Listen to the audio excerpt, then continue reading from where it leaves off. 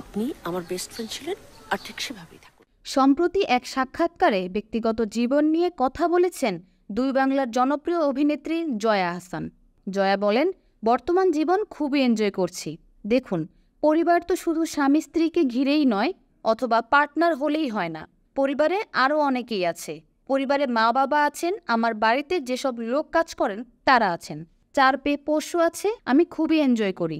একা থাকা প্রসঙ্গে অভিনেত্রীর পরিকল্পনা প্রশ্নে জয়ার উত্তর, আমি তো কোনো কিছু পরিকল্পনা করি না। যদি মনে করি যে সিঙ্গেল থেকে ডাবল হতে চাই, দরকার আছে, তখনই হব। তবে এই মুহূর্তে আমার কোনো পরিকল্পনা নেই, কারণ আমি খুব ভালো আছি, শান্তিতে আছি চারদিকে।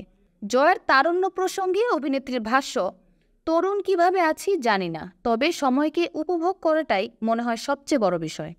বর্তমানে বাংলাদেশে পরিচালক আশফাক নিপুণের সঙ্গে একটি ওয়েব সিরিজে কাজ করছেন জয়া আহসান, যেটি এই অভিনেত্রীর প্রথম ওয়েব সিরিজ হতে যাচ্ছে। অন্যদিকে ভারতেও অনিরুদ্ধ রায়চৌধুরীর একটি কাজ শুরু করতে যাচ্ছেন এই অভিনেত্রী।